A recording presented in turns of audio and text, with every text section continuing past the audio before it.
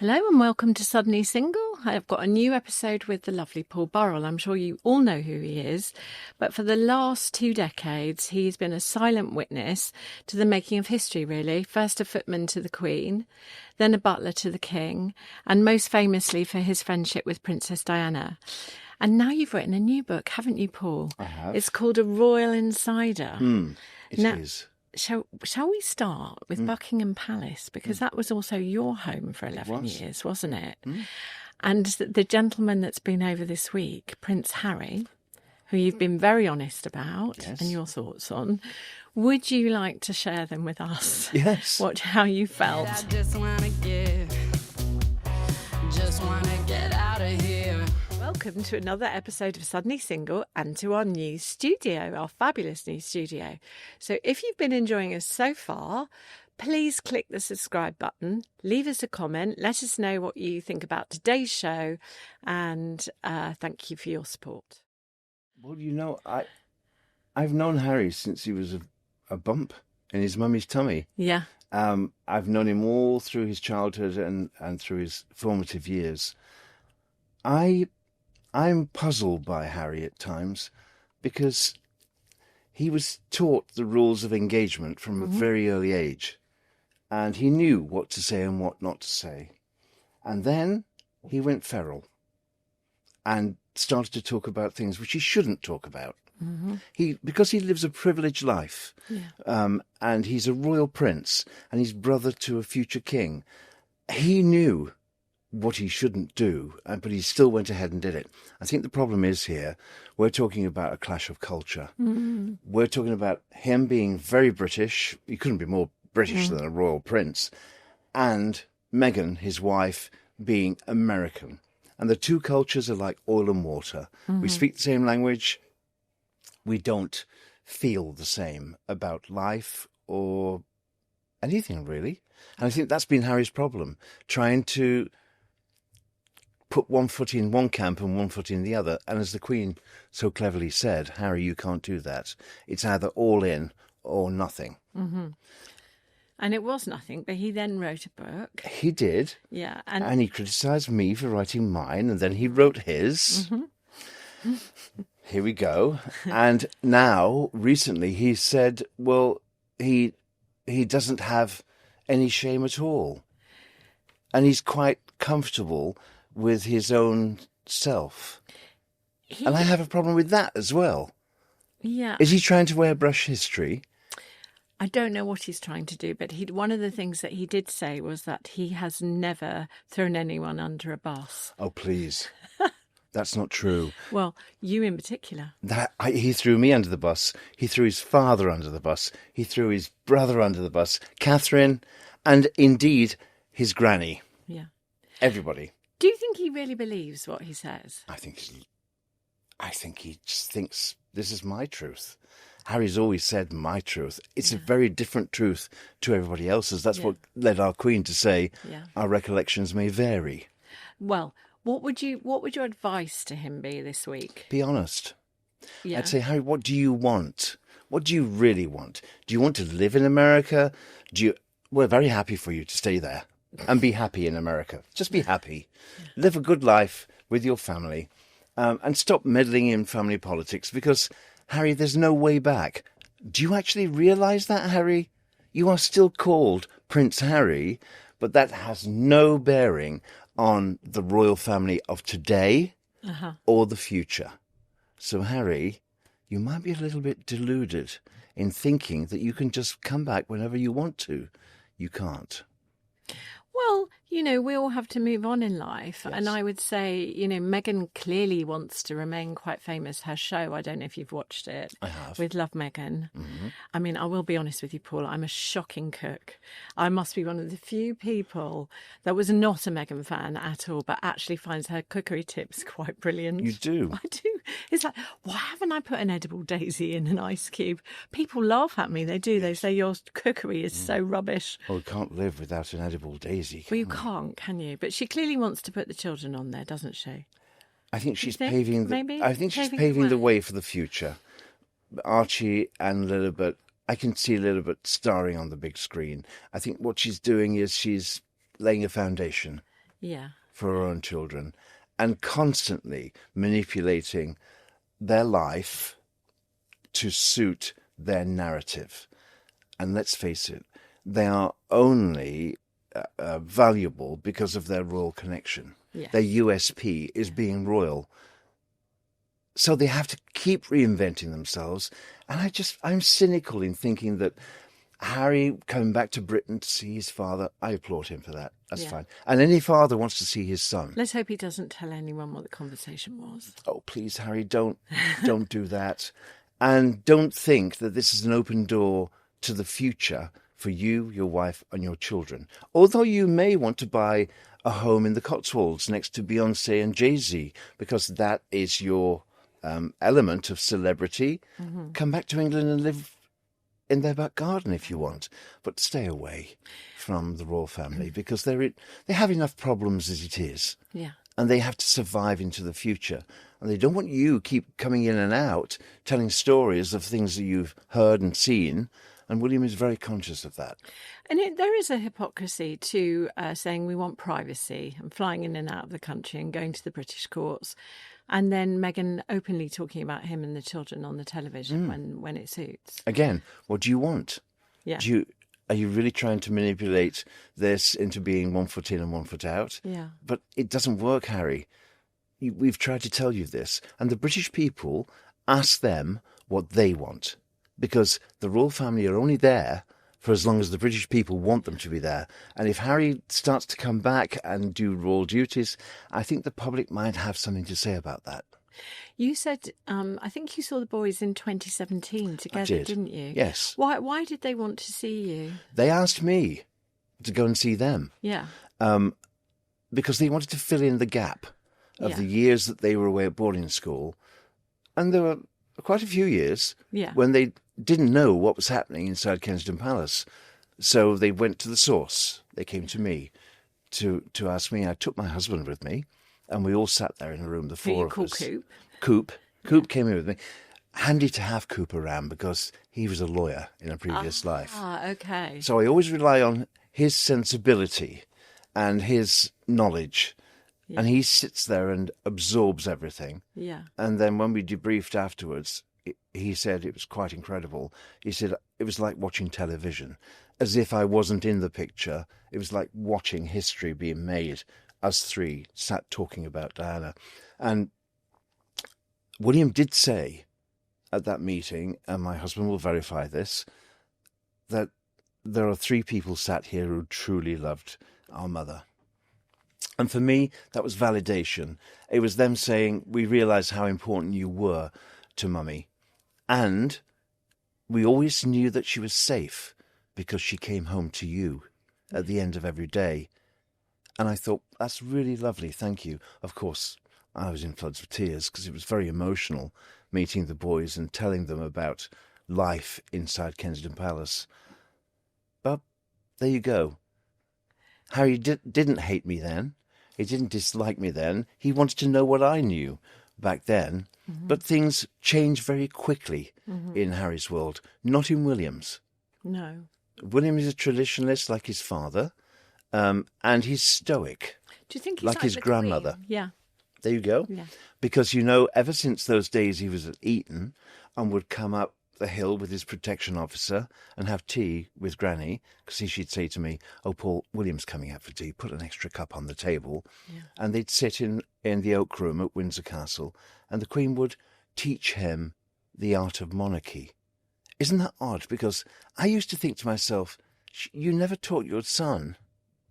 Yes. But you taught your grandson. But they say that about grandchildren, don't they? They say you have more time and you look back and you regret things maybe that you should have done or could have done and didn't do. Yes. And being a grandfather myself, I realised that too. Yes. Now, little Luca, he's only 2, but wow, he's my treasure. And as you get older, you realise what life is really about. Yes. And it's really about people. Yeah. I always knew that, being taught that by the Queen, by Diana, and that comes through the thread in the book, is the fact my relationship with both those incredible, inspirational women shaped me and taught me much about life. I said to the Queen, I don't have any qualifications. I said, but I went to a great university, yours. Oh, what a wonderful thing to have said to her. How did And she respond? She was thrilled. And she was very warm with me, always. She encouraged me to get married. She encouraged me to have children. She watched my family grow. And even when I left her in 1987, she still kept in touch with me. Yes. And she watched me. And she watched what I was doing. And then, of course, when Diana died, I went back to Buckingham Palace. I debriefed with her. I told her everything I'd seen. No secrets between me and the Queen. Yeah. And I was able to do that because she knew me. And then, of course, when she died, part of writing the book is the fact that I have so many fond memories of her. And I've watched history be distorted by film and television.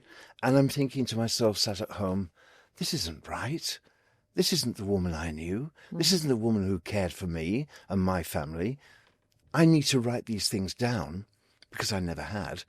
And I need to put it out there because history should be written by the people who witnessed it, who saw it, who heard it at first hand. Not by somebody on the fringes looking in, but by somebody on the inside. So then maybe there'll be a film of your life one day, yeah? I'd would be love great. that to happen. Then that would come full circle, wouldn't it? Yeah. It would be full Technicolor, warts and all. And I don't mind that. Yeah. I really don't mind that. I'm very, very honest and very upfront these days. I used to be very shy and very careful what I said, not to upset anyone. But now I think I've changed. I have changed and watched other people be frightened of their feelings, and I'm not anymore. Yeah. I have nothing to hide. That's a brave way to be, though, because you've had criticism for it over the years. I don't mind that. Yeah. I don't mind that. But, I don't read it. Yeah. Why read it and why read what people think you are? Yeah. Because I am a very different person. So let's rewind. You met Maria, Yes. your wife, Yes, and the mother of your two boys, Yes. Nicholas and Alexandra, at Buckingham Palace. I did. She was Prince Philip's maid. And so the Queen said to me, I think you should look around the palace and find a wife. I said, really, Your Majesty? I'm only 19 years old. She said, no, Paul, it's a great institution. And then when you get married and have children, you'll find they're the glue that holds it all together. So will you do that? Will you do that for me? Will you look around? I thought, this is a royal command, isn't it?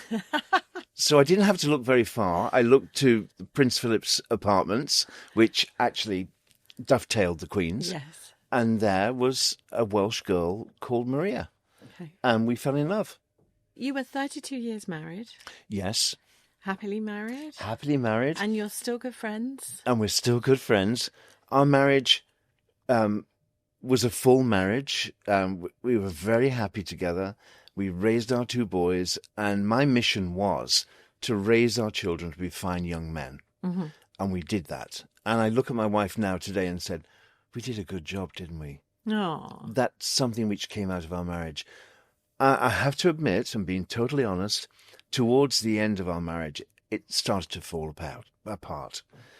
When Diana died, I went into a very deep, deep, dark place. I lost everything. yeah. I lost my job, my friend, someone I loved very much, my purpose, my raison d'etre disappeared. And that sounds strange because I had a family to support, but I was in a fog. And I realized that my life would never be complete again. Yeah. So I took my family across to America and built them a future there, built a beautiful home.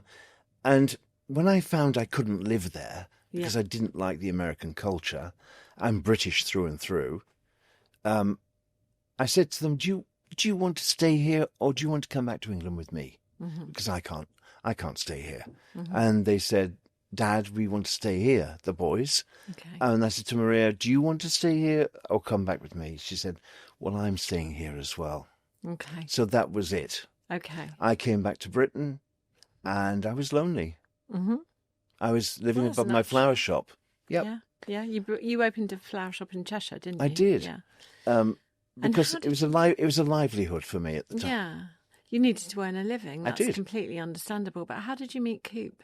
Well, something very strange happened. Am I allowed to call him that? Yes, you are, because that's who he is. I signed the contract with ITV in 2004 to appear on I'm a Celebrity, Get Me Out of Here. I didn't know whether I was doing the right thing or not, but it was the most popular show on television, and I thought, well, people will get to see who I am. Yes. And I said to my boys, do you think I should do it? And they said, yes, Dad. Yes. Because you're funny, and we like you. We like to see you act out the way you do. Yes. So I signed the contract, and I was early. And I got a train from Euston Station.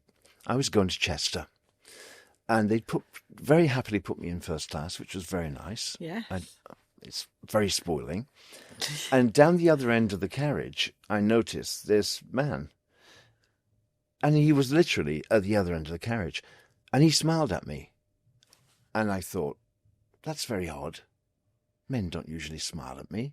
Is he a reporter? Is he a private investigator? Is he a policeman? Because I was very high in the public sort of psyche back then. And I didn't speak to him. And we arrived at Crewe Station. He was starting to get off the train and took his briefcase off the rack and his coat. And I thought, he's getting off the train. This is a sliding doors moment. If I don't say something to him, he'll disappear and I'll never see him. Attracted to him at that point. You're instant. The first smile. Ah. At a smile. Wow. Not even a word was spoken. And I knew something had happened. So as he passed my seat, I thought, I've got to say something. What can I say? Oh, I said, have you got a card? I thought, that's so corny, isn't it? Have you got a card? So I realised then he had his card in his hand. He was going to leave it on the table as he left the train. Ah. Not a word was spoken. We were strangers on a train, the same place at the same time, and he left the train, and I rang him the next day and said, I think we should go out for a drink, shouldn't we? And we did. So I was coming straight out of my marriage into another relationship, which I wasn't looking for and hadn't expected. And it was there in front of me. Did you always know that you were bisexual? Well, as a young boy in London, I explored my sexuality. Yes, I did. And I did have a couple of acquaintances with men, including one in Australia. I met in a club in London called Bang back in the day. Oh, I don't remember that one. And it was at round about Centre Point, Tottenham Court Road. Yeah. A basement bar. Yeah. Which I circled the block 3 times before I dare go in. Yeah. And I did go in. I thought, I'm going to see somebody I know and my whole career will be finished. I was very, very closeted. Yeah. And I met this young man, a very handsome, tall, 6'4" Australian boy. And we had a relationship. And we had a correspondence over a couple of years. I visited him in Australia, mainly in the wintertime. And it felt like very exotic and very risque at the same time. And I enjoyed that relationship. But I suddenly realised that wasn't for me. Okay. It really wasn't for me. Okay. I wanted to be married. I wanted a family. I come from a coal mining community in the north of England. And it's inbred. Yes. We have to produce and we have to give grandchildren. And I wanted that. I wanted the security of a family. I didn't want that transient life. So I let go of all of that when I married Maria. Mm-hmm. And I made a vow and a pledge to her, which was very serious. So in the back of my head, yes, there was always something there, but I could control it. Is this right? Do you believe Diana sent you Cooper? Yes. You do? I do. I do believe that because I was at a very lonely time in my life and I've realised that there is another plane. She said to me, she believed totally in another plane, another existence. And she said to me, one day, Paul, you will understand this. Because I didn't. I was sceptic. You will understand this one day. And now I do. And I feel the strength and the presence of something and someone. And I felt it physically over the years, especially when I was in the jungle alone. I was walking a rope bridge across a ravine, just big enough for one person. I swear to you, halfway across that bridge, I felt a hand on my shoulder. And I thought it was one of the crew that had crept up behind me to spook me. And I looked around, and there's no one there. And then I knew it was her. What's saying you're going to... Her hand was on my shoulder, Yeah. and that everything would be okay. And I felt that ever since then. I felt that at times. I'm not crazy. I'm not a medium or a psychic, but I have felt a strength from somewhere. And I think it's her. That is amazing. One of the other things that you put in the book, which I had never realised, was that Sarah Ferguson, controversial figure, sometimes Fergie, used to write to Diana, but got Eugenie to address the envelopes so that she would open them. Well, their relationship came unstuck towards the end of Diana's life. And it wasn't about Verucas in shoes. No. And that's what the press thought it was. It wasn't about that. It was about the fact that Diana asked Sarah not to write about her life. Yeah. And Sarah was writing her book called My Story at the time. And Diana said, I applaud you for being strong and brave to write your story. Please keep it as your story. Don't make it my story. But somewhere along the way, someone intervened and said, we can't sell this book without Diana. Because she was a way of selling books. And Sarah forgot the advice that Diana had given her and wrote about Diana extensively throughout that book, which infuriated Diana. So Fergie tried to apologise, and Diana would return her letters. Okay. Then Fergie thought, well, the only way I can get Diana to read my letters is if I get Eugenie to address the letters, as if it's coming from her. the children. Yeah. And Diana thought that was a little underhand. Camilla. So Difficult. Camilla, it's difficult for me because I'm invested in Diana's world, and I had to stand and watch the suffering that was caused over the years, not only by Camilla, but by Charles as well. They were both responsible for the collateral damage around them. You can't blame one or the other. And that caused great pain to a lot of people. But I'm pragmatic in thinking that we have to cross that bridge with Charles and Camilla now, because on the other side of that bridge is William and Kate, and they're waiting to ascend when the time is right. And then one day, Diana's boy will be king, with his beautiful wife sat beside him, wearing that engagement ring. And that ring will be on the finger of a queen. And I think then the circle will be complete. My job is done. I think And I'm very happy to disappear into the distance and just live my life. Yeah.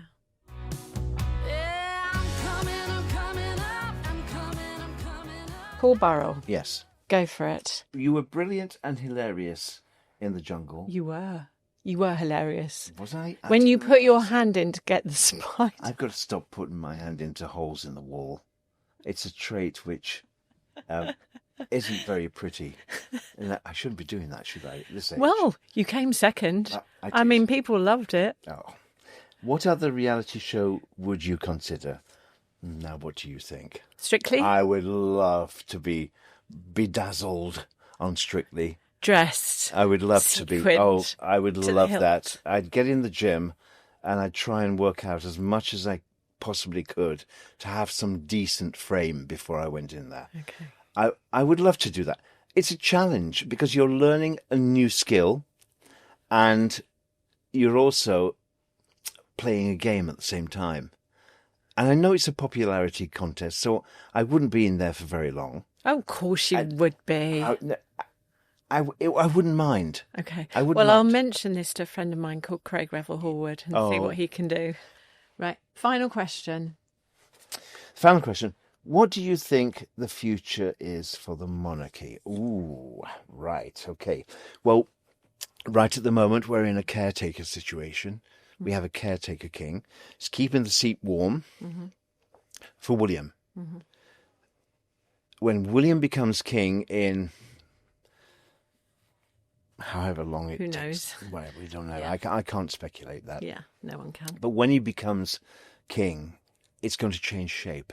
You see, because Charles is a product of his mother's world and a Victorian Edwardian court.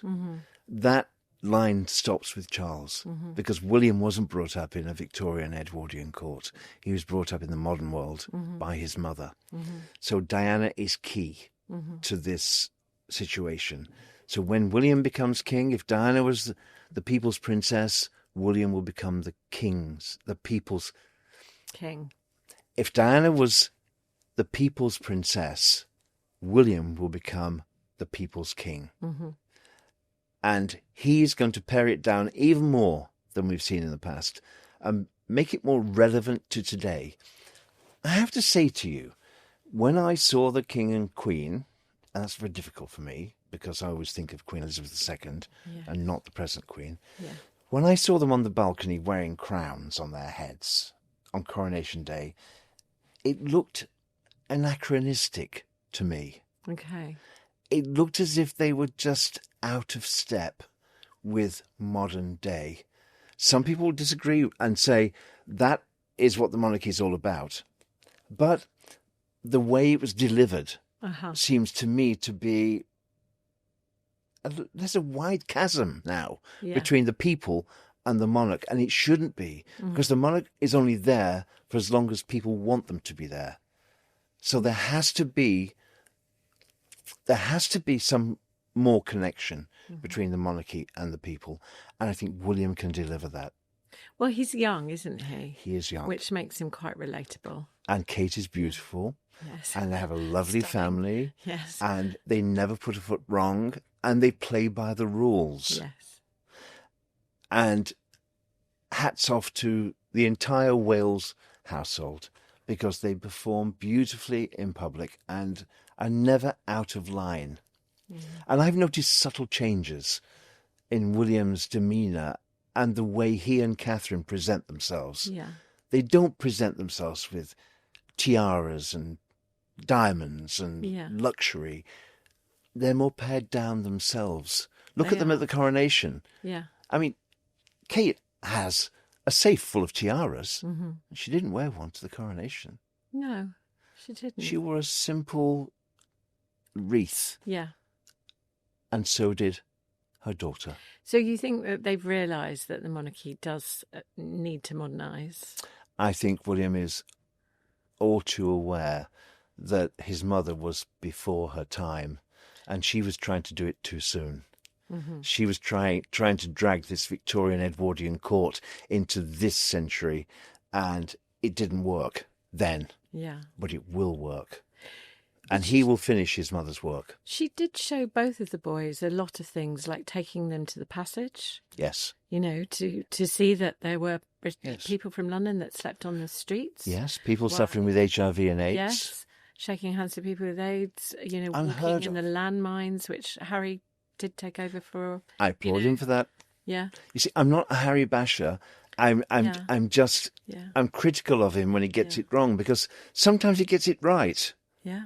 But not like William, always gets it right. Yeah.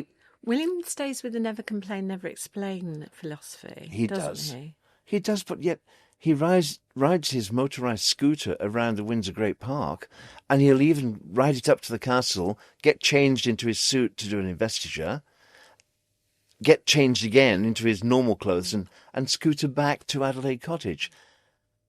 I think that's refreshingly modern. And even though, you know, Princess Diana, they called her a commoner, she wasn't. She was aristocracy. She was aristocracy. Which she Kate understood. Isn't. No, Kate isn't, but Kate has been a fast learner. Yeah. She passed the Balmoral test. Oh, yeah, she passed Diana didn't necessarily pass that test because she hated it.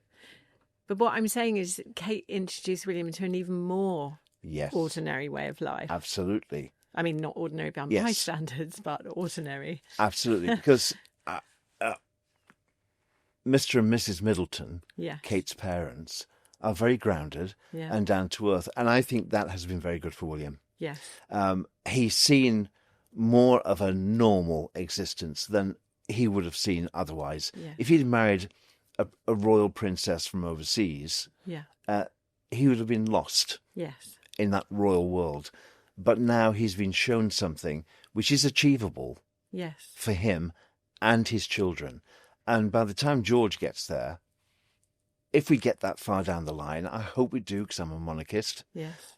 I hope we do. Me too. George will bring something more Yeah. from his father's existence. William is busy teaching his children now the way Diana taught her two boys, Yeah. and the way Granny taught William. Yeah. Charles is completely out of this picture. Yeah. Charles is there because he waited so long for the top job, and then eventually he got it. Yeah. But it's really come too late for him to do anything with it. Yeah. William will have time to do something with it. Paul Burrell, thank you for coming in to Suddenly Single. It's been my pleasure to be here, and thank you for having me.